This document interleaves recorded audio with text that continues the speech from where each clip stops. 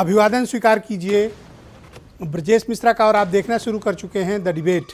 बहनों भाइयों, आज भारत की सर्वोच्च अदालत में इलेक्शन कमीशन ऑफ इंडिया यानी भारत निर्वाचन आयोग में चुनाव आयुक्तों की तैनाती और मुख्य चुनाव आयुक्त के चुनने की प्रक्रिया पर गंभीर प्रश्न चिन्ह खड़े किए गए हैं। शीर्ष अदालत ने इलेक्शन कमिश्नर के अपॉइंटमेंट की फाइल तलब कर ली है और इस पूरे मामले को लेकर, इसके प्रोसीजर को लेकर गंभीर प्रश्न चिन्ह खड़े किए हैं। और जिस तरह से सुनवाई चल रही है, ऐसा लगता है कि कोर्ट इस पूरे मामले में कोई एक स्पष्ट रुख अपनाना चाहता है। आज की परिचर्चा हम इस विषय पर करने वाले हैं।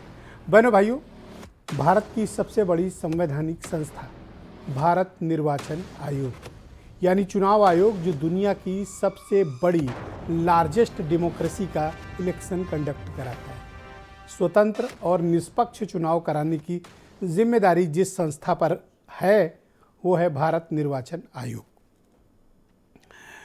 लेकिन आज भारत की सर्वोच्च अदालत यानी सुप्रीम कोर्ट ऑफ इंडिया में चुनाव आयुक्तों की तैनाती को लेकर संविधान पीठ, 5 जजों की पीठ होती है, उसे कहते हैं संविधान पीठ, उसने गंभीर प्रश्न चिन्ह खड़े किए और इलेक्शन कमिश्नर अरुण गोयल, जिन्हें हाल ही में नियुक्त किया गया, उनकी फाइल तलब कर ली। इनको कैसे अपॉइंट किया गया? 18 नवंबर तक गोयल भारत सरकार में सेक्रेटरी थे। रात में इस्तीफा देते हैं। एक दिन के बाद उन्हें 21 नवंबर को भारत का चुनाव आयुक्त अपॉइंट कर दिया जाता है। जबकि इस पूरे मामले पर भारत की सर्वोच्च अदालत में एक पिटीशन चल रही थी और कोर्ट में सुनवाई जारी थी। इस सुनवाई की प्रक्रिया के दौरान चुनाव आयुक्त की तैनाती हो गई। कोर्ट को यही बात बहुत नागवार गुजरी कि जब इस प्रकरण की सुनवाई चल रही हो कोर्ट के भीतर, तो सरकार ने ऐसा क्यों किया। दरअसल भारत के संविधान में आर्टिकल 324, जो भारत में चुनाव निर्वाचन आयोग में चुनाव आयुक्तों की नियुक्ति की प्रक्रिया में सरकार को शक्ति देता है, आज तक 72 सालों के बाद भी चुनाव आयुक्तों की तैनाती कैसे होगी, ये कोई भी सरकार ने प्रोसीजर ही नहीं बनाया। संविधान में व्यवस्था है, नियम है, लेकिन प्रोसीजर नहीं बनाया गया। ये वैसे ही है जैसे एनआरसी और सीए का आपने कानून बना दिया, प्रोसीजर अब तक नहीं बनाया। अमल में कब आएगा? जब नियमावली बन जाएगी। जैसे सीबीआई के डायरेक्टर की तैनात नियुक्ति की एक नियमावली है, उस नियमावली के तहत ही हो सकता है। लेकिन चुनाव आयुक्तों के अपॉइंटमेंट की 72 सालों से संविधान में प्रक्रिया होने के बावजूद कोई भी नियमावली नहीं बनी। ये हुई पहली बात। तो देखिए, कुछ लोग इस दुनिया में न होने के बाद भी अमर कैसे होते हैं। टीएन शेषन उसका उदाहरण है कि जब जिंदा थे तो भी मिसालें दी जाती थी, आज नहीं हैं दुनिया में, फिर भी उनकी मिसालें दी जा रही हैं। सुप्रीम कोर्ट ने कहा कि मुख्य चुनाव आयुक्त हो तो टीएन शेषन जैसा, बिरले होते हैं ऐसे लोग। और भारत निर्वाचन आयोग को उसी तरह के चीफ इलेक्शन कमिश्नर की ज़रूरत है, जो स्वतंत्र और निष्पक्ष चुनाव करा सके, किसी के दबाव में ना आ सके और ज़रूरत पड़े तो प्रधानमंत्री पर भी एक्शन ले सके। तो सुप्रीम कोर्ट ने जब फाइल तलब की है, उसमें गंभीर प्रश्न चिन्ह भी खड़े किए आज सुनवाई के दौरान कि ऐसे किसी को इलेक्शन कमिश्नर आप कैसे अपॉइंट कर सकते हैं, जबकि भारत निर्वाचन आयोग में मुख्य चुनाव आयुक्त बनने के लिए 6 साल को आपको टेन्योर दिया जाता है, 6 ईयर। लेकिन किसी को भी 2 साल 3 साल से अधिक का कार्यकाल मिल ही नहीं पाता, क्योंकि सरकारों को तो डेट ऑफ बर्थ पता रहती, कब अपॉइंट करेंगे और अगला सीईसी कौन बनेगा। तो अब जब सुप्रीम कोर्ट ने इस पूरे मामले को टेकअप किया है, तो क्या चुनाव आयुक्तों की तैनाती में सुप्रीम कोर्ट का दखल होगा? क्या सीबीआई के डायरेक्टर जैसी कोई प्रोसीजर बनेंगे? कोई स्टैंडर्ड ऑपरेटिंग प्रोसीजर यानी नियमावली चुनाव आयुक्तों के लिए बनेगी? और कोर्ट की आज की तल्खी के बाद सरकार को भी समझ में आ गया है कि किसी को यूं ही पिक एंड चूज़ की पॉलिसी नहीं चलेगी। एक ऐसा सीईसी यानी चीफ इलेक्शन कमिश्नर भारत का सर्वोच्च अदालत चाहता है जो स्वतंत्र हो, निष्पक्ष हो, जिसे दबाया ना जा सके, जिसे डराया ना जा सके, जिसे धमकाया ना जा सके और जो इस्तीफा देकर भागने को विवश ना हो। Is it possible? क्या ये संभव है? आज की परिचर्चा में हम इन्हीं तमाम प्रश्नों का जो आज सुप्रीम कोर्ट के भीतर उठे हैं उसके बारे में जवाब तलाशने की कोशिश करेंगे। कुछ बयान सुनिए आप। बयान हम आपको बाद में सुनाएंगे। आज की परिचर्चा को हम आगे बढ़ाते हैं। मेरे साथ आलोक वर्मा हैं, भारतीय जनता पार्टी के प्रवक्ता हैं, सुरेंद्र सिंह राजपूत हैं, कांग्रेस के प्रवक्ता हैं, सुनील साजन समाजवादी पार्टी से हैं मेरे साथ। आलोक रंजन जी को मैंने विशेष रूप से आमंत्रित किया हुआ है। उत्तर प्रदेश सरकार में लंबे वक्त तक मुख्य सचिव रह चुके हैं और कानूनी मामलों के जानकार हैं और संवैधानिक मामलों के एक्सपर्ट सीबी पांडे साहब भी मेरे साथ इस परिचर्चा का हिस्सा हैं और वीरेंद्र सिंह जी हमारे स्टेट हेड। बहुत शुक्रिया और आप सभी का धन्यवाद इस बेहद सार्थक परिचर्चा का हिस्सा बनने के लिए। सीबी पांडे साहब, कार्यक्रम की शुरुआत में आपसे करना चाहता हूं क्योंकि आपको इस मामले की जानकारी भी है और आप ऐसे प्रकरणों को आप हैंडल भी कर चुके हैं। आज जो कुछ भी हुआ सुप्रीम कोर्ट के भीतर मुख्य चुनाव आयुक्त की तैनाती और नियुक्ति को लेकर, उसके बारे में आपकी क्या प्रतिक्रिया है? और जो कुछ भी हुआ अरुण गोयल की तैनाती के बाद, क्या ये उसके वजह से हुआ या सुप्रीम कोर्ट चाहता है कि अब इसका एक प्रॉपर प्रोसीजर बनाया जाए? नहीं, सुप्रीम कोर्ट यही चाहता है कि इसके लिए एक बहुत प्रॉपर प्रोसीजर हो और इस तरह का प्रोसीजर हो कि जैसा कि आप अपने टिप्पणी में कह रहे थे कि बिल्कुल एक सशक्त हो, निर्भीक हो, बिल्कुल ट्रांसपेरेंट हो और वो अपना जैसे टीएन सेशन का उदाहरण देके कि इस तरह का वो ऐसा बने कि जैसा कि बिल्कुल किसी के दबाव में ना हो और जिसके ऊपर डंडा चलाना हो उस पर चला सके। लोगों का मुंह देख के वो कोई काम ना करे, चेहरा देख के ना काम करे या उनके एहसानमंद होकर काम ना करे। तो ये बहुत बड़ी बात है। जो सबसे बड़ी बात सुप्रीम कोर्ट की 2-3 टिप्पणियाँ थी वो बहुत महत्वपूर्ण है। सुप्रीम कोर्ट ने कहा कि हमें केवल काबिल लोग नहीं चाहिए चुनाव आयोग के लिए, बल्कि हमको ऐसे लोग चाहिए जिनके पास कैरेक्टर हो। देखिए, बहुत बड़ी बात है कि कैरेक्टर का आदमी उनके पास चुनाव आयोग में होना चाहिए। सामान्यतः अभी तक सुप्रीम कोर्ट किसी पद के लिए भाई योग्य आदमी होना चाहिए, कॉम्पिटेंट होना चाहिए, ये सब बातें कही जाती हैं, लेकिन चुनाव आयोग के लिए सुप्रीम कोर्ट की टिप्पणी कि हमें एक ऐसा आदमी चाहिए जो चरित्रवान हो। करेक्ट। और वो कहा कि चरित्रवान कैसे होगा कि जब भी आप अपना जो सिलेक्शन प्रोसेस रखिए उसमें चीफ जस्टिस ऑफ इंडिया को रखिए ताकि कम से कम एक नज़र तो रख जाए। उनकी उपस्थिति के नाते सरकार जो भी नाम भेजेगी वो ये देख के भेजेगी कि वो टेंटेड लोग तो नहीं है, चरित्रवान लोग है कि नहीं है। वो सुप्रीम कोर्ट के चीफ जस्टिस रहने मात्र से ही चीज़ें बदल जाएंगी जी। ये उसी तरीके का प्रोसीजर है जो सीबीआई के डायरेक्टर के लिए बनाया गया है। क्या उस तरह का प्रोसीजर कोर्ट चाहता है? उससे भी बेहतर प्रोसीजर चाहता है कि इसमें ऐसे रखा जाए कि सीबीआई मान लीजिए उसमें भी हाई कोर्ट, उसमें तो जजेज हैं, लेकिन इसमें तो उन्होंने कहा कि नहीं चीफ जस्टिस ऑफ इंडिया खुद रहे। तो चीफ जस्टिस ऑफ इंडिया रहने का मतलब ये बहुत बड़ी बात हो गई ना कि उस प्रोसेस में हो रहे हैं और जिसको चुना जाए कैरेक्टर का आदमी हो। ये भी कहा गया कि सुप्रीम कोर्ट की जो टिप्पणी थी कि हमें चुनाव आयोग को अगल बगल देखिए, तो ये बहुत बड़ी बात कही। उन्होंने कहा कि नेपाल में भी हम जो चुनाव आयोग है, जो पाकिस्तान का चुनाव आयोग और श्रीलंका का चुनाव आयोग है, उन्होंने कहा ये लोग हमसे ज़्यादा निष्पक्षता से काम करते हैं। अब बताइए, हम इतनी बड़ी पुरानी डेमोक्रेसी, इतनी बड़ी हमारी डेमोक्रेसी के बाद भी हमारे अगल बगल के देशों को कहा गया कि वो ज़्यादा उनके चुनाव आयोग निष्पक्ष है। तो ये बहुत बड़ी बात है ना कि वहाँ इतनी बड़ी निष्पक्षता से काम होता है। पर सर तो ये तो 72 सालों से चलता आया है।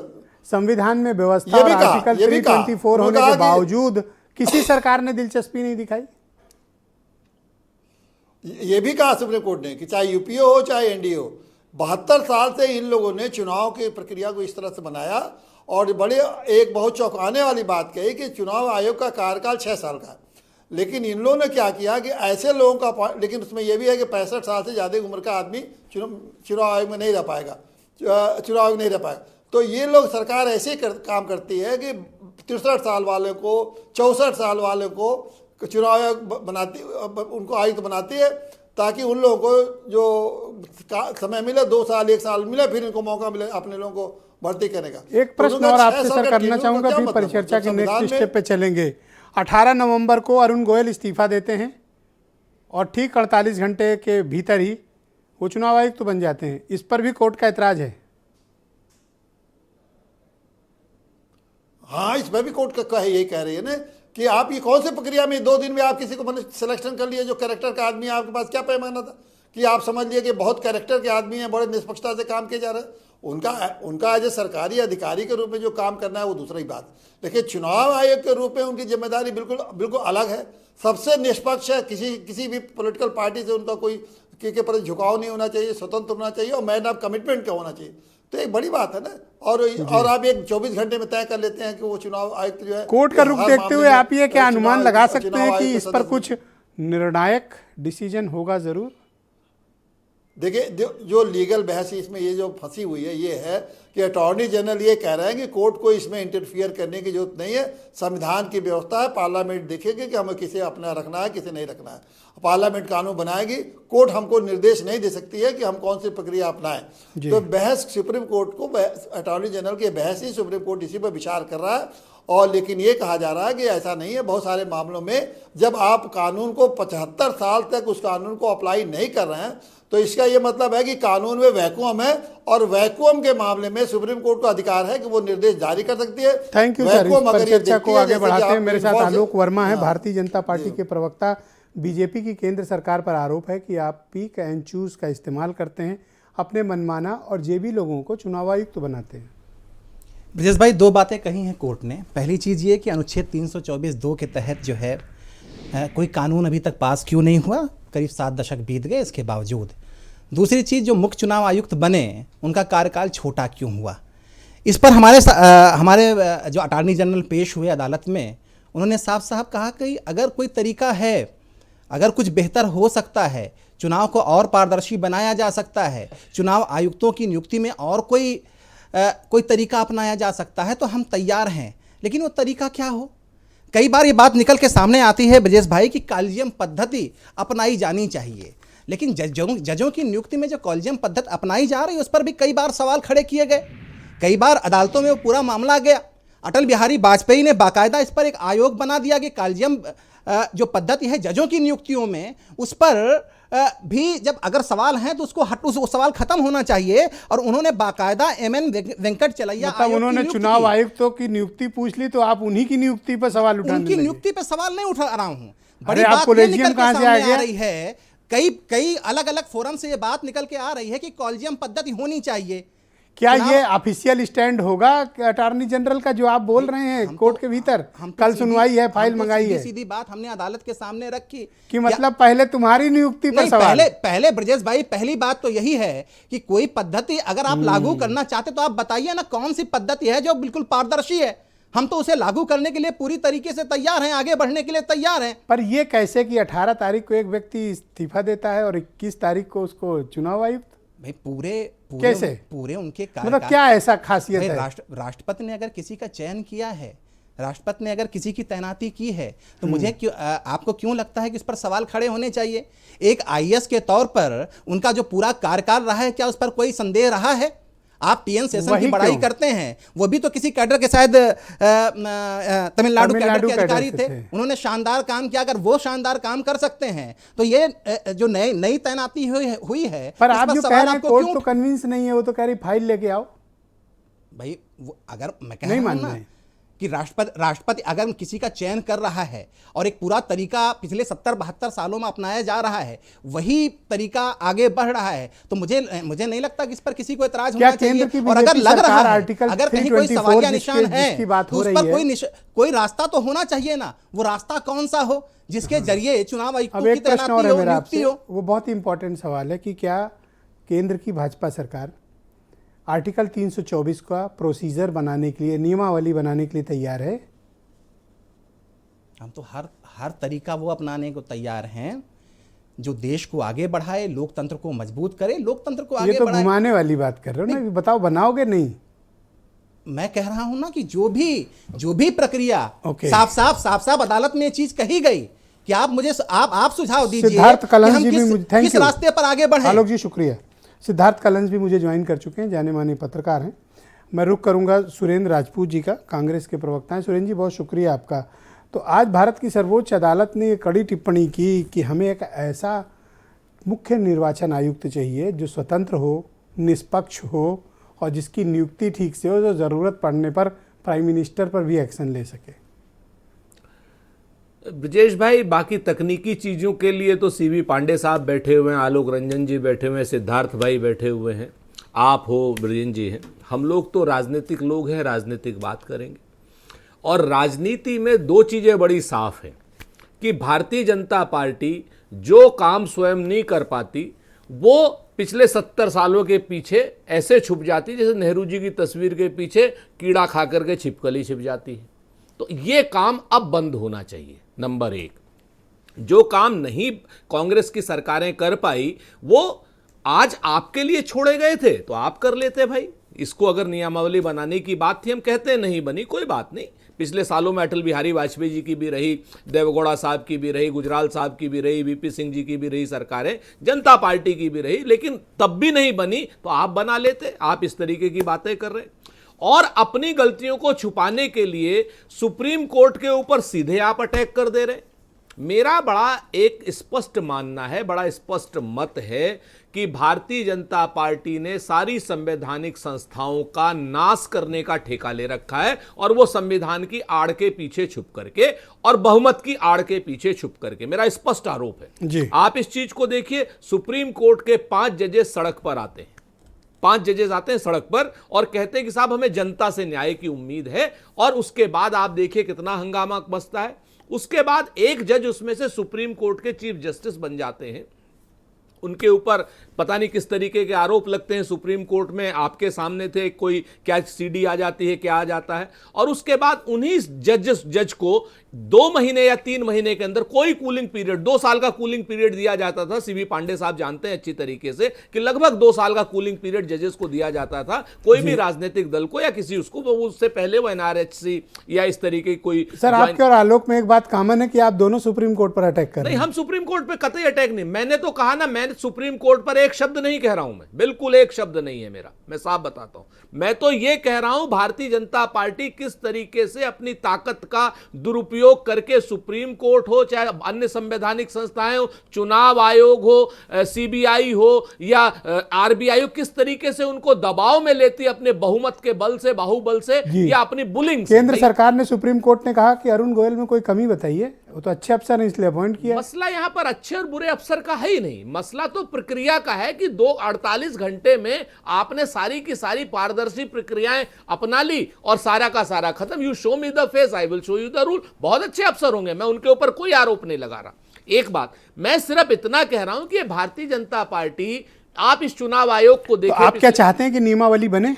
निश्चित तौर पर हम चाहते हैं, हम तो यह भी चाहते हैं कि गुजरात के और हिमाचल के इलेक्शन एक साथ घोषित हों। हम तो यह भी चाहते हैं कि भारतीय जनता पार्टी को चुनाव की तारीखों का पहले ना पता चले, सबके साथ पता चले। हम तो यह भी चाहते हैं कि लोग बताते हैं कि लाखों ईवीएम मशीनें गायब हैं, उन ईवीएम मशीनों का हिसाब किताब बात करें। हम तो यह भी चाहते हैं कि पूरा चुनाव आयोग पूरी तरीके से पारदर्शी हो, ताकि चुनाव में जो गरीब आखिरी व्यक्ति है समाज का, अंत्योदय पे जिसको कहते हैं, उस व्यक्ति को भी चुनाव प्रक्रिया। मैं आलोक रंजन जी को इस परिचर्चा में आमंत्रित करता हूं। बहुत शुक्रिया आपका सुरेंद्र जी। आलोक रंजन जी को आमंत्रित करता हूं। और आलोक जी उत्तर प्रदेश सरकार में चीफ सेक्रेटरी रह चुके हैं। बहुत शुक्रिया आपका आलोक जी हमारे साथ कार्यक्रम में जुड़ने के लिए। ये चुनाव आयुक्तों का अपॉइंटमेंट कैसे किया जाता है सर? आज इस पर बड़ी गंभीर चर्चा है, थोड़ा इस पर आप रोशनी डालें। अभी तक तो उसमें बड़ा स्पष्ट है जो लिखा है कि प्रेसिडेंट द्वारा किया जाता है, मतलब कि एग्जीक्यूटिव द्वारा जो है इसमें अपॉइंटमेंट किया जाता है कि किसको चुनाव आयोग बनाया जाए। और चुनाव आयुक्तों में जो सीनियर होते हैं वो मुख्य चुनाव आयुक्त बन जाते हैं और उनकी एक एज लिमिट होती है जिस एज तक वो काम करते हैं। तो अब पॉइंट ये है कि पहले तो एक ही चीफ इलेक्शन कमिश्नर की व्यवस्था थी, 1989 में अमेंडमेंट हुआ, 2 और चुनाव आयुक्तों की व्यवस्था कर दी गई है, तो तब से 3 चुनाव आयुक्त इसमें चल रहे हैं। अब प्रश्न ये उठ रहा है कि क्या जो प्रक्रिया है उनके अपॉइंटमेंट की, उसमें कुछ बदलाव करने की आवश्यकता है या नहीं है। सुप्रीम कोर्ट ने यही बात उठाया है। अब 324(2) का मेंशन किया है आर्टिकल का कि उसमें प्रोविजन है कि एक लॉ बनाया जाए, कि इनकी नियुक्ति किस प्रकार होगी, कैसे होगी, कौन एलिजिबल होगा, क्या प्रक्रिया होगी। तो इस तरफ सुप्रीम कोर्ट इंगित कर रहा है कि इसकी कोई प्रक्रिया होनी चाहिए, कोई लॉ या कानून बनना चाहिए जिसके तहत इनका अपॉइंटमेंट हो। नहीं तो ये ऐसी व्यवस्था हो सकती है कि लगेगा कि जो सरकार है, गवर्नमेंट है पावर में, वो अपने हिसाब से जिसको चाहे उसको चुनाव आयुक्त बना सकती है। अब महत्वपूर्ण प्रश्न यह है ब्रजेश जी कि ये इलेक्शन कमीशन बहुत महत्वपूर्ण संस्था है लोकतंत्र के लिए, और जैसा सुप्रीम कोर्ट ने स्वयं कहा कि टी एन शेषन साहब के ज़माने में इसका पूरा बड़ा रुतबा था, मैं उस ज़माने में डीएम भी रहा हूँ और कई चुनाव कराए हैं, टी एन शेषन साहब का बड़ा मैं रुतबा चाहता रहा था, हूं कि उसकी आप वजह से टी एन इलेक्शन शेषन और कमीशन आप की जब बड़ी पावर कलेक्टर है। थे, चुनाव था, आपके अनुभव क्या थे कि आज उनकी मृत्यु हो गई, वो नहीं है दुनिया में, पर देखिए आदमी न रहने के बाद भी अमर होता है, वो एग्जाम्पल है। बिल्कुल बिल्कुल, नहीं मुझे अच्छे से याद है कि उन्होंने जो और किसी ने नहीं इस्तेमाल किए थे पावर्स, वो उन्होंने इस्तेमाल किए अपनी पावर्स को देखते हुए, और देखिए उसके बाद से ही चुनाव के खर्चे के ऊपर जो एक पाबंदी लगी, जो पूरी शहर में पूरे पोस्टर और बैनर प्लास्टर कर दिए जाते थे, वो व्यवस्था जो है खत्म हुई। बहुत सी पारदर्शी प्रक्रिया उन्होंने लागू करी, और हम लोगों को भी चुनाव कराने में बहुत इससे हमको बल मिला था, बहुत ताकत मिली थी हम लोगों को कि कोई भी, उसके बाद से मुझको याद है हमारे काम में कोई भी पॉलिटिकल पार्टी या कोई भी इंटरफेयर कभी नहीं करता था। एज डीएम हम लोग बिल्कुल स्वतंत्रता के साथ जो है चुनाव का काम किया करते थे। तो मुख्य बात यह है कि पूरी स्वतंत्रता होनी चाहिए, चाहे वो डीएम हो जो उस समय इलेक्शन कमीशन का अधिकारी होता है, चाहे वो चुनाव आयुक्त हो, मुख्य चुनाव आयुक्त हो, जो काम करें। यही प्रश्न सुप्रीम कोर्ट उठा रहा है। अच्छा, अब पॉइंट ये है कि सीएन शेषन भी इसी व्यवस्था से बने थे, लेकिन उन्होंने बहुत अच्छा काम किया एक कॉन्स्टिट्यूशनल पोस्ट पे आके। लेकिन क्या आज कोई ऐसी बात सामने आ रही है कि कहीं कोई क्वेश्चन उठ रहा है कि ये पारदर्शी है कि नहीं है प्रक्रिया चुनाव आयुक्त की, या वो फेयर एंड इम्पार्शियलिटी भी कोई क्वेश्चन उठ रहा है? ये देखने की बात है, क्योंकि ये ऐसी संस्था है, मेरा अपना विचार है कि इस पे कोई भी प्रश्न नहीं उठना चाहिए, क्योंकि ये प्रजातंत्र लोकतंत्र की आप क्या नींव है चाहते हैं बिल्कुल। कि इस पर पूरी कोई हमारी जो democracy इस पे depend आर्टिकल करती है। 324 है, तो अब ये वक्त है कि पार्लियामेंट इस पर कोई एक प्रोसीजर बना दे, नियमावली हाँ, बना दे? बिल्कुल है, पार्लियामेंट इसके ऊपर बिल्कुल पार्लियामेंट इस पर विचार करे और एक नियमावली इसमें बननी चाहिए। ये होना चाहिए एक ऐसी लगे कि जिससे एक इंप्रेशन जाए कि सीईसी और ईसी की नियुक्ति जो है वो पूरी फेयर और इम्पार्शियल तरीके से हो रही है। अगर ऐसा संदेश जाएगा तो डेमोक्रेसी इससे और सुदृढ़ होगी और ताकत मिलेगी डेमोक्रेसी। सर, एक प्रश्न और उठा आज, क्योंकि आपने लंबे समय तक ब्यूरोक्रेसी को सर्व किया है, जी। उत्तर प्रदेश में भी, केंद्र में भी। कैरेक्टर इंपॉर्टेंट है या काबिलियत, कॉम्पिटेंस या कैरेक्टर?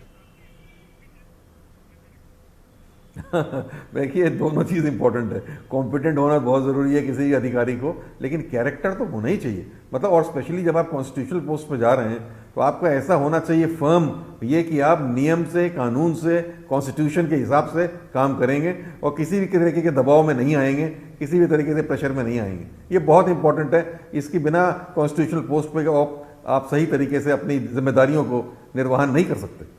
जी, बहुत शुक्रिया आपका। मैं सुनील साजन को आमंत्रित करता हूं, समाजवादी पार्टी के प्रवक्ता हैं। सुनील जी, बहुत शुक्रिया आपका। आज उम्मीद करता हूं कि सुप्रीम कोर्ट की टिप्पणियां और कल फाइल तलब की है भारत निर्वाचन आयोग ने, और कहा है कि जो चुनाव आयुक्तों की तैनाती की जो प्रक्रिया है उस पर गंभीर प्रश्न चिन्ह है। सुनील जी को मेरे साथ अभी उनका ऑडियो कनेक्ट नहीं हुआ है, मैं आमंत्रित करता हूँ सिद्धार्थ कलहंस जी को। सिद्धार्थ जी, आज जो सुप्रीम कोर्ट का ऑब्जर्वेशन आए हैं और सुप्रीम कोर्ट ने चुनाव आयुक्तों की तैनाती पर जो गंभीर टिप्पणी की है, मैं आपके उस पर प्रतिक्रिया जानना चाहता हूं और प्रोसीजर कैसा बने, इसके बारे में आपका मत क्या है?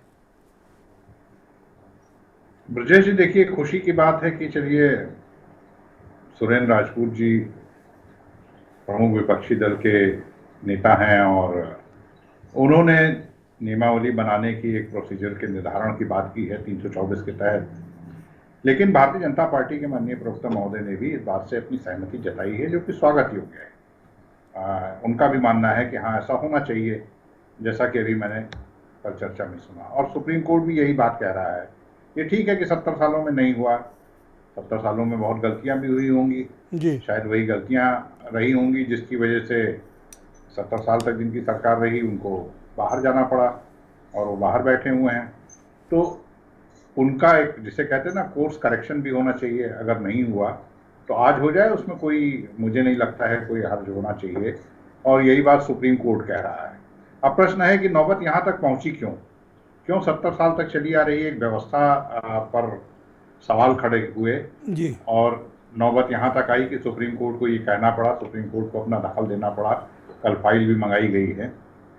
अब जो नियुक्ति हुई, जिसकी चर्चा अभी आप कर रहे हैं कि 48 घंटे के भीतर एक नियुक्ति होती है। इससे पहले अशोक लवासा का मामला भी हमें मालूम है जी। किस तरह से चिट्ठियां लिखी और क्या।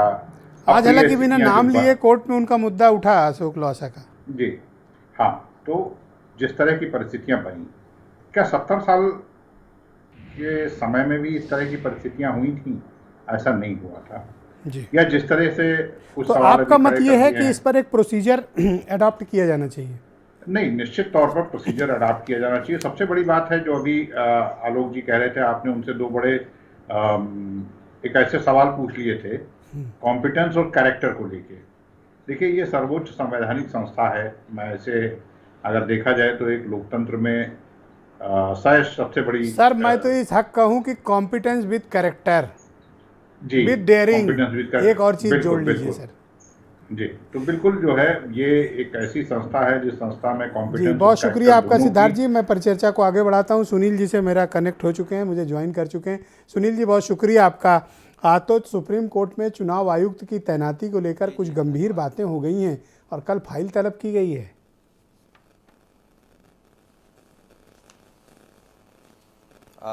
मैं तो ब्रजेश जी सिर्फ ये कहूँगा कि कम से कम माननीय सर्वोच्च न्यायालय ने टिप्पणी करके एक बात तो साफ कर दी है, जिस बात को समाजवादी पार्टी लगातार कह रही है कि चुनाव आयोग निष्पक्ष नहीं है और चुनाव आयोग स्वतंत्र भी नहीं है। ये दोनों बातें देश के सर्वोच्च न्यायालय ने मान ली हैं। तो जो स्वतंत्र नहीं होगा वो निष्पक्ष कैसे होगा? माननीय न्यायालय ने पूछा, क्या चुनाव आयोग देश के प्रधानमंत्री के खिलाफ कार्रवाई करने में सक्षम है? कार्रवाई करने में सक्षम तो छोड़ दीजिए, कार्रवाई करने के लिए सोचने में भी सक्षम नहीं है। तो इसलिए हम तो पढ़ रहे थे कि भाई जो जानकारी है, बाकी बड़े विद्वान लोग बैठे हैं, उन्होंने सारी बातें रखी भी हैं कि एक मुख्य चुनाव आयोग की 6 वर्ष की उनका कार्यकाल होता है। जी। मोदी जी की सरकार में 8 साल की सरकार में 8 चुनाव आयुक्त बदल गए। आखिर क्या हो रहा है? टेस्ट होता है कि ये हमारे लिए फिट बैठेंगे या नहीं बैठेंगे, पता नहीं कैसे फेल हो जाते हैं। तो अगर केवल सर फिट बीजेपी क्यों के नहीं हिसाब बैठेंगे? से देखिए या हमारे जिनकी यूपी सरकारें कैडर के रही हैं, अनूप हमको चंद याद है पांडे चुनाव आयुक्त हैं, कॉम्पिटेंट अफसर रहे हैं।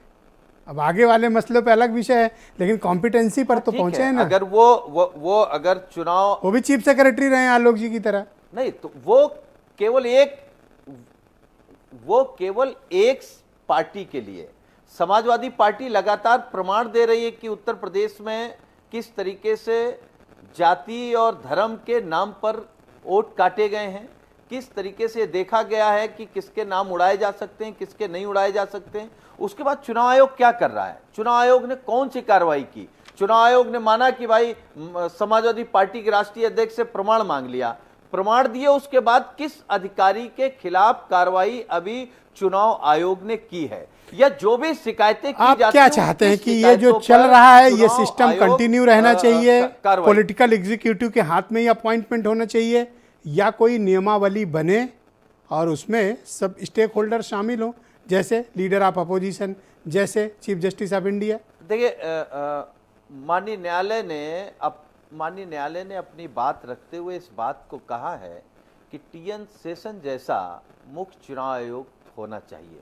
इसका मतलब इतिहास में ये दर्ज है कि कोई एक ऐसा चुनाव आयुक्त हुआ जिसने ये साबित किया कि भाई पॉलिटिकल प्रेशर कितना झेला जा सकता है। क्योंकि हमको याद है इस देश ने देखा है, एक बार 1975 में हाई कोर्ट ने देश के प्रधानमंत्री के खिलाफ चुनाव गड़बड़ी को लेकर के अगर एक कोई खिलाफ फैसला दे दिया तो उस देश को आपातकाल झेलना पड़ा था, और वही आपातकाल जैसी स्थिति इस समय भी है। तो क्या आप चाहते हैं या देश चाहता है कि आपातकाल एक बार देश मतलब आप ये कहना चाह रहे हो कि जो काम कांग्रेस कर रही थी वही काम बीजेपी कर रही है? ये तो आपने अटैक मार दिया कांग्रेस पे। हाँ, नहीं, मैं अटैक नहीं, मैं तो सच बोल रहा हूं। और ये सुरेंद्र राजपूत जी बैठे हैं, इसको नहीं नकार आपने नहीं तो सकते। देखो देश इसको वो तो नकार आपको नहीं साइड से सकता। निकाल रहे थे, आपने तो सीधे क्योंकि- चक्कू मार दिया। नहीं, हम समाजवादी लोग हैं, सच तो बोलेंगे। नहीं, आप किसी को समाजवादी, तकलीफ वो होगी, कांग्रेसी कार्यक्रम हैं। के बाद माफी दोनों के मांग लेंगे। विचार अलग सुरेंद्र हैं। राजपूत जी बड़े भाई हैं। नहीं, विचार अलग, इसीलिए कह रहे हैं कि सुरेंद्र जी, जब टाइम भी दो, इस प्लीज। देश में तानाशाही हुई है तो देश बर्बादी की तरफ गया है। तो आप क्या देश, मुझे नहीं लगता Thank you, देश सुनील जी, दोबारा शुक्रिया। तानाशाह को बर्दाश्त करेगा। मैं या आपको 20 पाकिस्तान सेकंड की देता स्थिति हूं को सुरेंद्र जी, आप देखने बोल के दें लिए अपनी, तैयार चूंकि हैं। आपका तो जो मसला सवाल इन्होंने रेज आपने किया कहा है, जो तो सर सवाल 20 आपने सेकंड कहा फिर है, सेकंड राउंड में आपको टाइम दूंगा। सुरेंद्र राजपूत जी 20 सेकंड। मैं सिर्फ दो बातें साफ साफ कह रहा हूं। नंबर एक, इमरजेंसी के लिए हम लोगों ने माफ़ी मांगी, और दूसरा हाई कोर्ट का जो फैसला था, यहाँ पर पांडे साहब बैठे हैं, सुप्रीम कोर्ट ने वो फैसला बदल दिया था, लेकिन उसके बाद भी इमरजेंसी गलत थी, हम लोगों ने माफ़ी मांगी स्पष्ट रूप से। बहुत शुक्रिया आपका। दूसरी बात, एक बात और खाली सिर्फ थोड़ी सी कह दे रहा हूं, आपने 10 सेकंड में कही, 10 सेकंड बाकी है। दूसरी बात, चुनाव आयोग तो 8 साल में 8 चुनाव आयोग तो झेल रहा है, क्योंकि मोदी जी के मतलब का नहीं। और ईडी जो है पिछले 3 सालों में या 4 सालों में 3 बार एक ही अफसर का एक्सटेंशन ले रहा है, क्योंकि वो काम और कोई अफसर करने को तैयार नहीं। ये जो कंट्राडिक्शन है, इस पर जरा सर, इस देश आलोक में लोगों रंजन को जी का भी मौका मत दो, हो उससे और ज्यादा आलोक करने वर्मा के लिए जी का भी व्याकुल मत हो। बैठे हैं। सर, एक मौका तो दीजिए लोगों को, आप क्या बात कर रहे हैं। मैं वीरेंद्र जी को आमंत्रित करता हूं इस पर चर्चा में। वीरेंद्र जी, आज सुप्रीम कोर्ट की तलखी, सुप्रीम कोर्ट के ऑब्जर्वेशंस आपने भी सुने होंगे। क्या भारत निर्वाचन आयोग में आयुक्त की तैनाती के लिए कोई प्रोसीजर की आवश्यकता प्रतीत होती है? देखिए, चुनाव आयोग की जो साख थी, जो हम लोग पढ़ते थे तो हम लोगों ने सेशन के नाम से जाना, लेकिन उसके बाद से चुनाव आयोग का खौफ कहिए धीरे धीरे कम होता गया। चुनाव की पारदर्शिता और निष्पक्षता के नाम पर जितनी ताकत दी गई आयोग को, उस स्वायत्तता का, उस ताकत का इस्तेमाल अब आज के दिनों में कम दिखता है। कहने को देखिए ब्रजेश जी, इस देश में तमाम स्वायत्त संस्थाएं हैं, ऑटोनॉमस बॉडी हैं जिनको कहते हैं, लेकिन वो कोई फैसला ही नहीं लेती, खाली ये नाम की ऑटोनॉमस बॉडी रह गई। मामला आता है चुपचाप हो जाएंगी, मौन हो जाएंगी, तो बस उनकी पहचान ऐसे ही बन गई है। अब आप निष्पक्षता, ईमानदारी, पारदर्शिता, नैतिकता, ये सब जब बातें हम लोग करते हैं या राजनीतिक दलों के लोग करते हैं तो लोग सुनने वाले हंसते हैं, क्योंकि ये सब कहीं वर्किंग में अब दिखता ही नहीं। ये तो किताब में है या भाषण में है, इसके अलावा अब इसका कोई ना कोई जानने वाले। लोग जानते हैं कि झूठ बोल रहा है, हंसते हैं लोग। तो ये आप देखिए कि जब पहले चुनाव होता था घोषित, तो डीजीपी, चीफ सेक्रेटरी, गृह सचिव, ये सब डरे रहते थे, पता नहीं कब आयोग इनको हटा दे। जिलों के डीएमएसपी की एकदम समझ लीजिए कि कब उनके ऊपर कार्रवाई हो जाए, कोई गलती ना हो जाए। आज कितना चुनाव हो गया, एक थानेदार नहीं हटवा सकता कोई। आप शिकायत करते रहिए, तमाम सारे विपक्षी दल, बीजेपी जहां विपक्ष में है वो भी करती है, बंगाल में, राजस्थान में, उत्तर प्रदेश में जहां बीजेपी सत्ता में, उसके खिलाफ लोग करते हैं, लेकिन कोई हटता उठता नहीं है। अब ये आप इसको दंत विहीन कहिए, नाखून न होना कहिए, रीढ़ विहीन कहिए, जो हनक, ताकत और जो संवैधानिक व्यवस्था के तहत जो अधिकार मिले थे, वो अधिकार अब कहीं दिखते नहीं हैं। सुप्रीम कोर्ट ने याद दिलाया कि भाई कहीं दिखाओ कुछ, कैसे हो रहा है, सब चल रहा है। रिटायरमेंट वाले लोगों की चारागाह न बना दो इसको, कुछ फैसले लेने वाले ताकतवर लोग आए। देखिए, निष्पक्ष आदमी को, स्वायत्त आदमी को पसंद ही कौन करता है। 2004 के बाद 18 साल हो गए, कोई चुनाव आयुक्त ऐसा नहीं आया जिसने अपने 6 साल का कार्यकाल पूरा किया हो इस देश में। चुनाव आयुक्त का कार्यकाल 6 साल का है या 65 साल की उम्र तक है, लेकिन 18 साल हो गया, कोई इसको पूरा नहीं कर पाया। ब्रजेश जी, हमारे यहाँ भारत जो है वो कृषि प्रधान देश था पहले, अब कुर्सी प्रधान हो गया है। तो ये एक बड़ा परिवर्तन आया। और असल में नेता समझ गए कि ताकत देने पर क्या होगा। टीएन शेषन को ताकत देकर एक बार सरकार ने देख लिया। पॉलिटिकल पार्टी तो सब एक जैसी है ना। आज कांग्रेस, बीजेपी बैठी हुई है, कांग्रेस, वो समझ गए कि सीईसी को पावर देने का मतलब एक सेशन तैयार करना जो पीछे से उनका गला पकड़ लेगा।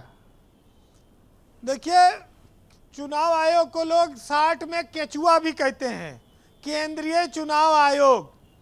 तो ये जो केचुआ है ये खाली मछली का चारा बन के ना रह जाए, इसलिए सुप्रीम कोर्ट ने आज ये टिप्पणी की है कि भाई सेशन साहब की याद आ रही है तो गुजरात में और हिमाचल में एक साथ चुनाव का ऐलान कर सकते थे। जब मतदान और मतगणना एक साथ हो रही है तो एक साथ चाहते तो कर देते, नहीं किया। अब आजम खान मामला देख लो आप, सैनिक मामले में फैसला पहले आया, आजम खान बाद में आया। केचुआ आयोग ने कहा कि तुरंत जो है आजम खान के अगले दिन सदस्यता चली गई, सैनिक सदस्यता बवाल मचा तब गई। तो सत्ता पक्ष के ऊपर तमाम आरोप लग जाते हैं ऐसे मामलों में। जी वीरेंद्र जी, हालांकि हरिशंकर परसाई ने लिखा है एक जगह कि सत्य को भी प्रचार चाहिए वरना वह मिथ्या झूठ मान लिया जाता है अगर उसको प्रचार न मिले तो बड़ी, हम जिस देश में रहते हैं वहाँ पर बड़ी सारी चीज़ें हैं। कहते हैं कि हर अपराध का जो है वो न्याय दो जगह होता है, या तो न्यायपालिका करे या तो फिर प्रकृति करे। जब न्यायपालिका भी न्याय नहीं दे पाती है तब प्रकृति की बारी आती है। तो अभी ये चल रहा है। जी वीरेंद्र जी, देखिए एक बात और आती है जी, हमारे देश में कि जब किसी देश की न्यायपालिका कार्यपालिका क्या खुलेआम प्रशंसा करने लगे तो समझ लेना चाहिए कि न्यायपालिका को जो निर्णय है वो विधि के अनुरूप नहीं हो रहे हैं। तो निष्पक्षता तो हर जगह दिखनी चाहिए, इसमें हर आदमी की ज़रूरत है। जी वीरेंद्र विजय जी ओवैसी इतना हेट स्पीच देते हैं पूरे देश में घूम घूम के, उन पर कोई अयोग्यता का निर्णय नहीं आता, कोई सज़ा नहीं होती। तमाम यति नरसिंहानंद से लेके तमाम कपिल मिश्रा और साध्वी प्रज्ञा, तमाम सारे लोग आते हैं, लेकिन जब आता है कि रूल ऑफ लॉ तो वो रूल ऑफ लॉ में डिफरेंस क्यों, ये नहीं होना चाहिए जी। और हमारे अनूप चंद पांडे जी उत्तर प्रदेश से बने, हम लोगों को तो खुशी है कि वो वहाँ पर हैं और भारत के चुनाव आयोग को मजबूत करेंगे। लेकिन लोग चुनाव आयोग को खाली कागजी शेर मानते हैं, इससे ज़्यादा कुछ नहीं मानते जी। बहरहाल एक साहित्यकार ने लिखा है कि चुनाव आयोग तो आएगा जाएगा, न्यायपालिका काम करेंगी, लेकिन चुनाव राजनीतिक दल कैसे जीतते हैं उसको सुनिएगा कि सच को पर्दे में रखो, झूठ को नंगा कर दो, यार चुनाव आ रहा है कोई दंगा कर दो, और चलो किसी घटना पर कड़ी निंदा की जाए, और चलो अब किसी के सर की टोपी को तिरंगा कर दो, और ज़्यादा कुछ नहीं, पुराने वादों को नया करना है, उड़ान को सस्ती कर दो, भूख को महंगा कर दो। बहुत शुक्रिया आपका वीरेंद्र जी, बहुत बहुत धन्यवाद। बहन भाइयों, इस परिचर्चा को मैं आगे बढ़ाता हूँ। मेरे साथ सीबी पांडे साहब मौजूद हैं, फार्मर जज हैं और संवैधानिक मामलों के बड़े एक्सपर्ट हैं। पांडे जी, अब आपकी ओपिनियन की हमें आवश्यकता इस संदर्भ में है कि भारत के अटॉर्नी जनरल ने आज सुप्रीम कोर्ट के भीतर एक तर्क प्रस्तुत किया। उस तर्क को आप उस कसौटी पर कसें और समझाएं हम लोगों को। There is no vacuum in the constitution on the issue presently election commissioners are appointed by the president on the aid and advice of the council of ministers. यानी मंत्रिपरिषद की सलाह पर राष्ट्रपति भारत के निर्वाचन आयोग के आयुक्त का अपॉइंटमेंट करते हैं, ये नियम है। ऐसा बात अटॉर्नी जनरल ने बोली, वेंकटरमणी ने। देखिए, यही सबसे बड़ी बात जो उठाई गई है इसमें कि ये जो रिट पिटीशन है वो मेंटेनेबल नहीं है सुप्रीम कोर्ट में, क्योंकि सुप्रीम कोर्ट को ये पावर नहीं है कि वो निर्देश दे कि आप इस तरह के कानून बनाइए।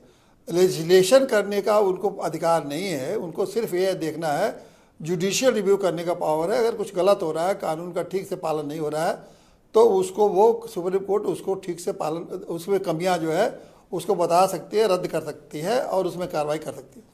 लेकिन ये नहीं कर सकती है पार्लियामेंट एग्जीक्यूटिव से कि आप ये कानून, और वो भी यह कानून इस तरह का बनाइए, ऐसा कानून बनाइए। यह कानून बनाने का अधिकार पार्लियामेंट का है। तो इसीलिए इस मामले में कहा जा रहा था कि ये अधिकार जो है आपको। सर, क्या ऐसा हो सकता है कि जब तक इस पर कोई प्रोसीजर बने, सुप्रीम कोर्ट इस पर कोई एडमिनिस्ट्रेटिव ऑर्डर भी दे सकता है? ये अधिकार तो होगा सुप्रीम कोर्ट को। नहीं, वो देखिए वही मैं बता रहा हूँ कि देखिए यही प्रक्रिया हाई कोर्ट जजेस के अपॉइंटमेंट में भी कोई खास प्रक्रिया नहीं थी। हाई कोर्ट या सुप्रीम कोर्ट के अपॉइंटमेंट में भी पहले यही प्रक्रिया थी कि गवर्नर चीफ जस्टिस रिकमेंड करेंगे और राष्ट्रपति जो है with the consultation of the chief minister वो चीफ जस्टिस हाई कोर्ट के और सुप्रीम कोर्ट के जजेस को अपॉइंट कर देंगे। वहाँ प्राइम मिनिस्टर एग्जीक्यूटिव रिकमेंड करेगी और यहाँ जो चीफ जस्टिस वहाँ रिकमेंड करेंगे और उत्तर प्रदेश के चीफ जस्टिस यहाँ हाई कोर्ट के लिए रिकमेंड करेंगे जी। लेकिन इसी को जब ये मामला आगे आया तो आखिर में वहाँ एक सिस्टम उन्होंने बनाया, एक कोलेजियम जी, वो प्रोसीजर ही बनाया कि किस तरह से कोलेजियम के सामने मैटर जाएंगे, किस तरह से गवर्नमेंट भी आएगी, किस तरह से कंसल्टेशन होंगे, ये तमाम नियम बनाए कि कंसल्टेशन का क्या मतलब है, ये बात मतलब है। यहाँ तो जो फाइल उन्होंने मंगाया इसीलिए मंगाया ना कि आपने उनको एक दिन पहले उसे इस्तीफा दिलवाया और तीसरे दिन आपने उनको अपॉइंट कर दिया, तो आपने कौन सी प्रक्रिया अपनाई? उनके आखिर में प्रक्रिया में क्या जी शुक्रिया सर। मैं परिचर्चा को आगे बढ़ाता हूँ। आलोक वर्मा है मेरे साथ, भारतीय जनता पार्टी के प्रवक्ता। आलोक जी, दरअसल कोर्ट का जो पूरा ऑब्जेक्शन है ना वो प्रक्रिया को लेके है कि आप चुन किसको रहे हैं, और आपके तर्कों से जो यानी अटॉर्नी जनरल के तर्क हैं कोर्ट सहमत नहीं है। ब्रजेश भाई, मैं सुन रहा था जो विद्वान लोग बैठे हैं यहाँ पर, और उससे कहीं ना कहीं इस तरह की भनक आ रही थी जैसे कोई तरीका ही ना हो।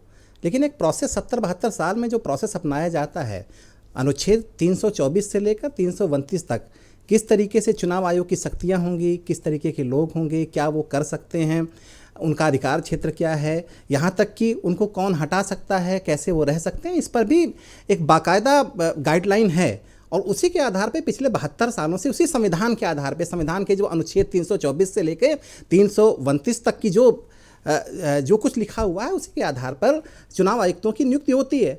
और ताकत इसलिए भी मिलती है चुनाव आयुक्तों की नियुक्ति में कि 3 चुनाव आयुक्त जब बनाए गए, जब ये तय किया गया, तब ये भी कहा गया कि मुख्य चुनाव आयुक्त के पास कोई ऐसी ताकत नहीं होगी जो उसे संविधान से इतर कोई फैसला करने का अधिकार दे दे।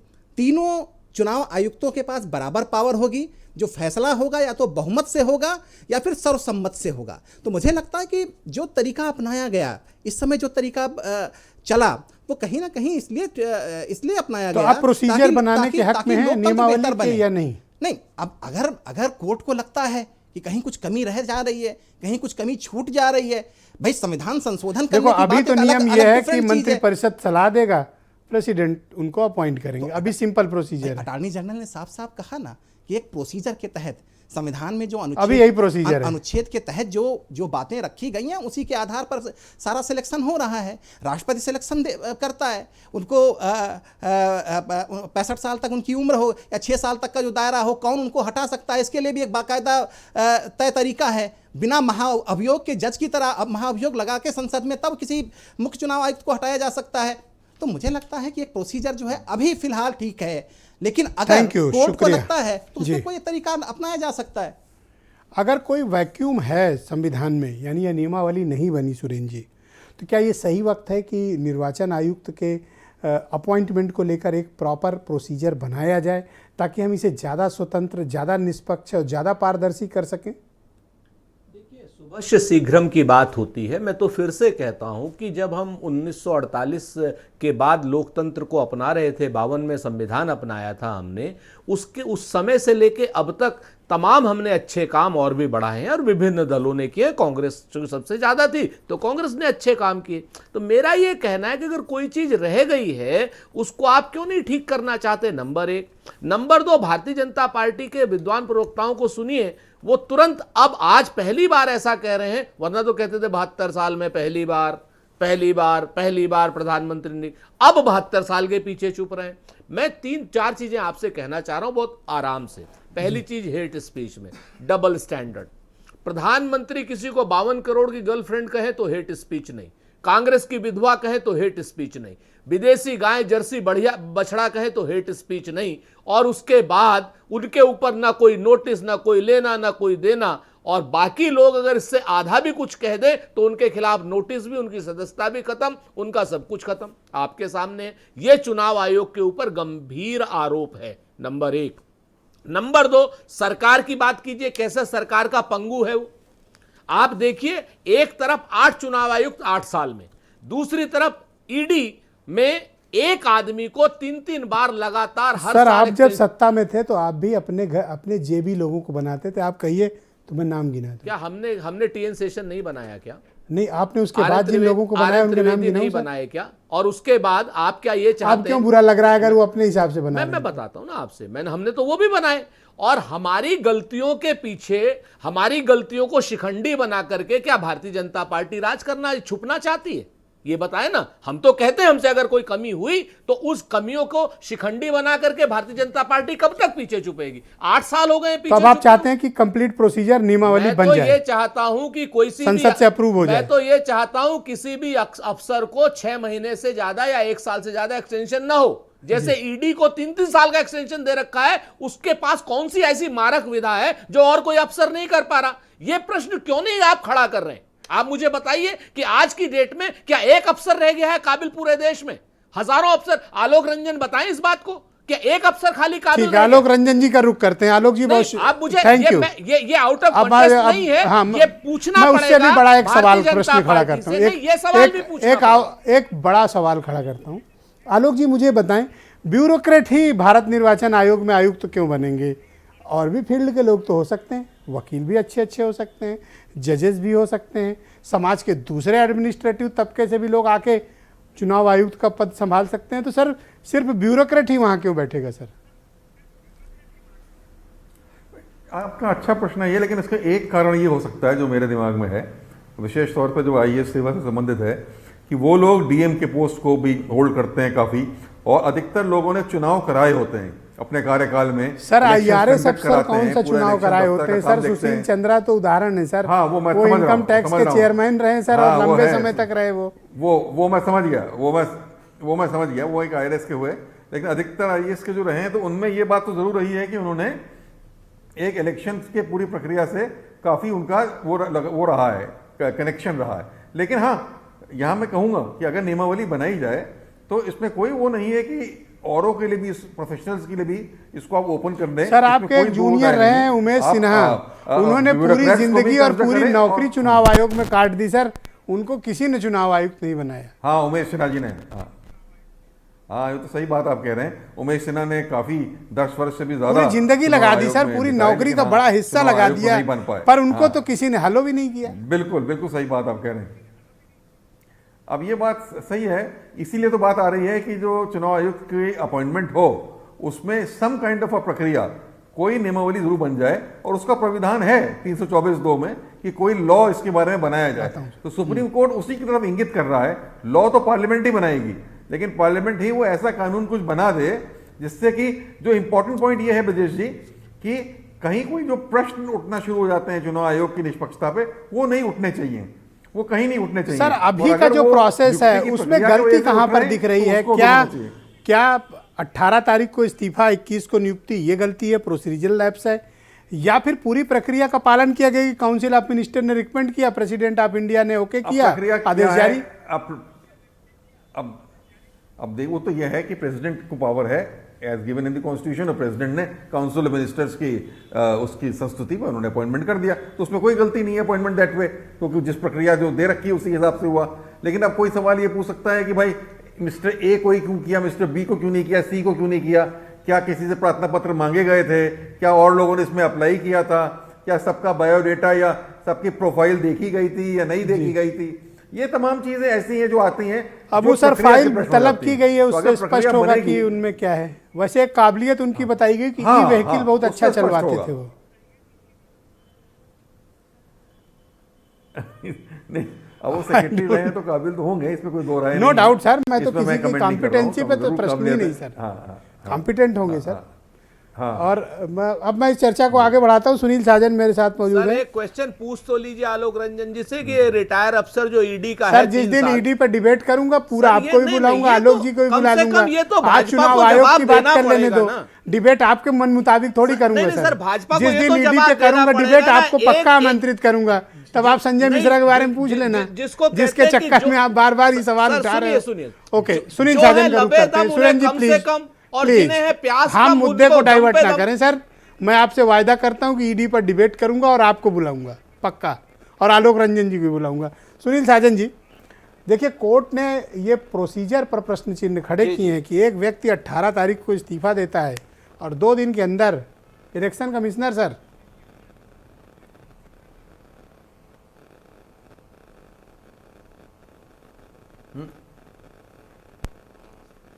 आप मुझे सुन पा रहे हैं सुनील साजन जी? चलाइए। सुनील जी सुन पा रहे हैं?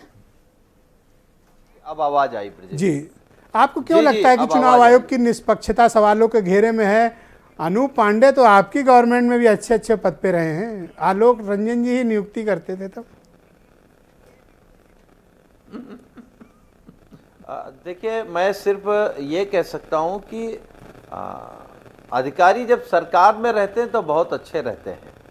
अगर आपकी सरकार लगातार रहे तो अधिकारी बहुत अच्छे हैं, लेकिन अधिकारी निष्पक्ष हैं ये बात तब समझ में आती है जब आप विपक्ष में चले जाते हैं, तो वही अधिकारी फिर आपकी नहीं सुनते हैं। और जो आप कह रहे हैं कि हमको निष्पक्ष नहीं लग रहे हैं, हाँ ये सच है कि समाजवादी पार्टी लगातार कह रही कि चुनाव आयोग निष्पक्ष नहीं है, और उसी बात को सर्वोच्च न्यायालय ने कहा है कि निष्पक्ष नहीं है और ताकतवर नहीं है। जब तक इस देश में कोई ऐसा मुख्य चुनाव आयुक्त नहीं बनेगा जिसकी रीढ़ में हड्डी हो, वो सर सही आपकी को पार्टी के सही मुखिया और ने गलत आरोप को लगाया गलत कि हर कह विधानसभा सके, से तब तक यादव और लोकतंत्र कैसे मुसलमानों के बचेगा? 20-20 हजार वोट काटे गए।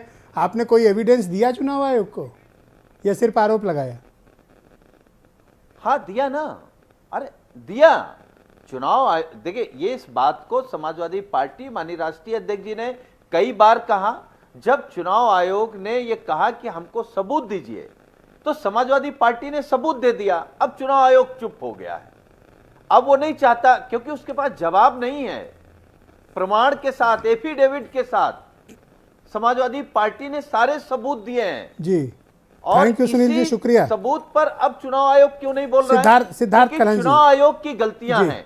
चुनाव आयोग बीजेपी के इशारे पर काम कर रहा है। चुनाव आयोग थैंक यू अपने सर। हिसाब से काम नहीं कर रहा थैंक यू, था। बहुत चुनाव शुक्रिया। आयोग खुद भारतीय जनता सिद्धार्थ जी, पार्टी के सुनील भाई, मेंबर ऐसा से बहुत काम लंबे कर रहा समय था। से रहा छोटा सा है सवाल। कि जिसके पास हुकूमत की बागडोर रही है ना सर, उसने अपना चुनाव आयुक्त बैठाया है सर। नहीं, ब्रजेश- और मैं ऐसे 10 उदाहरण दे सकता हूं। सिद्धार्थ जी, समय बचत देते प्लीज, एक सेकंड वेट करिए। Yes Siddharth ji please go ahead. जिसके पास सर डंडा रहा है उसने अपना आदमी बिठाया है सर। निश्चित तौर पर बिठाया है, लेकिन आप सवाल वही आता है ना, आपने कॉम्पिटेंस और कैरेक्टर, एक चीज और और साथ जोड़ में दी है आपने- सर, डेयरिंग। डेयरिंग भी आपने जोड़ा। तो सवाल ये है कि बिठाया किसको है, बिठाया किसको है और किस तरीके से बिठाया है, प्रश्न ये उठता है। और ये इस जिस वैक्यूम की बात आज सुप्रीम कोर्ट ने की है, और जो सुप्रीम कोर्ट इस प्रोसीजरल लैप्स को देख पा रहा है, इस खामी को देख पा रहा है और कह रहा है कि कानून बन जाना चाहिए, ये इसकी जरूरत इससे पहले क्यों नहीं आई थी? ये क्यों है? अभी मैं सुनील सिंह साजन कह रहे थे, भाई शब्द सरकार इस्तेमाल कह कर रही रहे कुछ थे कि- काम हमें करने दो, हर काम आप ही बताओगे, सुप्रीम ऑर्डर जारी करोगे। लेकिन सवाल यह है कि अगर सर्वोच्च संवैधानिक संस्था पर जनता, स्टेक होल्डर, मैं इन सारे राजनीतिक दलों को स्टेक होल्डर मानता हूं, जनता से लेके, स्टेक होल्डर से लेके और आज जुडिशरी, हर जगह अगर सवाल खड़े होने लगेंगे तो फिर तो कहीं ना कहीं बदलाव की आवश्यकता महसूस होगी। सर सरकार का रुख तो देखिए साफ है, अटॉर्नी जनरल ऐसे पेश नहीं होते हैं, रेयर मामलों में उनकी पेश होते हैं सर। बिल्कुल वरना बिल्कुल सॉलिसिटर जनरल बिल्कुल आते हैं। बिल्कुल। और सरकार इस भी मुद्दे दिख पर रही तो है सर एकदम टाइट है जी, कि वो 70 सालों से जो चला आता रहा है वही उसी चले। तरीके से होना चाहिए, होना चाहिए। सर इनकी बारी लेकिन थी तो इन्हें अपने हिसाब से बना लेते थे, अब हमारी बारी सर, हमें भी तो कुछ कर लेने दो। सर सवाल ये है कि उनकी बारी थी तो जाहिर सी बात है कि कहीं ना कहीं शुचिता का या जो कॉम्पिटेंस, कैरेक्टर और डेयरिंग और उन तमाम चीजों की थैंक यू बात सर, की जा रही शुक्रिया। थी। यस आलोक जी, 20 सेकंड आपके पास है। सुनील भाई से मैं 20 सवाल सेकंड करना only। चाह रहा था। चुनाव आयोग को जो उन्होंने भेजा वो मीडिया को भी थोड़ा सा लीक कर देते, पता चल जाता क्या सबूत आपने दिया कि चुनाव आयोग की सरपरस्ती में कुछ घपला हुआ जिसकी वजह से आप हारे। मुझे लगता है सुनील भाई, ये सवाल आपको अखिलेश यादव जी से करना चाहिए कि उनके अंदर जो अक्षमता है उसकी वजह से वो लगातार हार रहे हैं उत्तर प्रदेश का चुनाव।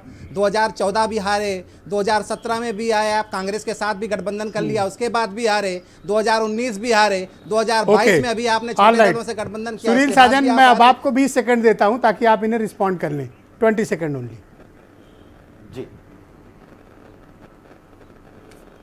जी नहीं, मैं सिर्फ ये कहूँगा कि मुझे लगता है आपकी डिबेट पूरा प्रदेश देश देख रहा होगा और लोग महसूस भी कर रहे हैं कि इस देश में जो मुख्य चुनाव आयोग की काम होने उनका चाहिए, आरोप सुन नहीं जो पाए लग उसके रहा है। डिसीजन होने चाहिए, जो निष्पक्षता होनी चाहिए, वो मुझे लगता है कि देखने को नहीं मिल रही है। और अगर लोकतंत्र को बचाना, Thank you, लोकतंत्र sir. को मजबूत करना Thank के you. लिए कह करके ये दुनिया का सुरेंद्र जी सबसे बड़ा 10 सेकंड है लोकतंत्र आपके है, पास। इससे कम थैंक यू नहीं सुनील जी, शुक्रिया। 10 सेकंड ओनली, डिबेट हम- टाइम ऑलरेडी ओवर एक्सीड हो चुका हम है। तो सिर्फ 10 सेकंड छोड़िए, 5 ही में कह देंगे सर। हमारा तो बड़ा स्पष्ट मानना है कि आज चुनाव आयोग को डिफेंड भारतीय जनता पार्टी कर रही है और पूरे तरीके से कर रही है। ये अपने आप में बताने के लिए कंफर्म है कि चुनाव थैंक आयोग यू, भारतीय बहुत बहुत जनता शुक्रिया, पार्टी के कितने दबाव बहुत में बहुत शुक्रिया। मैं आप सबका बहुत आभार प्रकट करता हूं कि आप सब ने अपने अपने महत्वपूर्ण विचार आज की परिचर्चा में प्रस्तुत किए। उम्मीद है कि कोर्ट इस पूरे मामले पर कल भी सुनवाई जारी रखेगा, तो फाइल देखने के बाद कोर्ट अपना रुख साफ करेगा। बहुत शुक्रिया और धन्यवाद इस कार्यक्रम को देखने के लिए। नमस्कार।